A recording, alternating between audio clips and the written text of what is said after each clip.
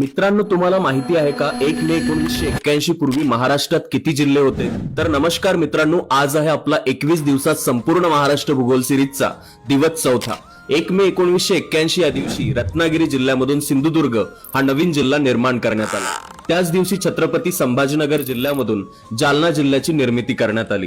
पुढे 16 ऑगस्ट 1982 रोजी धाराशिव जिल्ह्यामधून नवीन लातूर जिल्हा निर्माण करण्यात आला. 26 ऑगस्ट 1982 रोजी चंद्रपूर जिल्ह्यामधून गडचिरोली जिल्हा निर्माण करण्यात आला. 1 जुलै 1998 रोजी धुळे जिल्ह्यामधून नंदुरबार आणि अकोला जिल्ह्यामधून वाशिम जिल्हा निर्माण करण्यात आला. 1 मे 1999 ला भंडारा जिल्ह्यामधून गोंदिया जिल्हा आणि परभणी जिल्ह्यामधून हिंगोली जिल्हा निर्माण करण्यात आला. तसेच 4 ऑक्टोबर 1990 रोजी मुंबई शहरमधून मुंबई उपनगर जिल्हा निर्माण करण्यात आला आणि 1 ऑगस्ट 2014 रोजी ठाणे जिल्ह्यामधून पालघर या नवीन जिल्ह्याची निर्मिती करण्यात आली. 1981 पूर्वी महाराष्ट्रात 26 जिल्हे होते. आज एकूण 36 जिल्हे आपल्या महाराष्ट्रात आहे. मित्रांनो, कमेंट बॉक्समध्ये सांगा महाराष्ट्रातील सर्वात मोठा जिल्हा कोणता आहे आणि पेजला फॉलो करायला विसरू नका.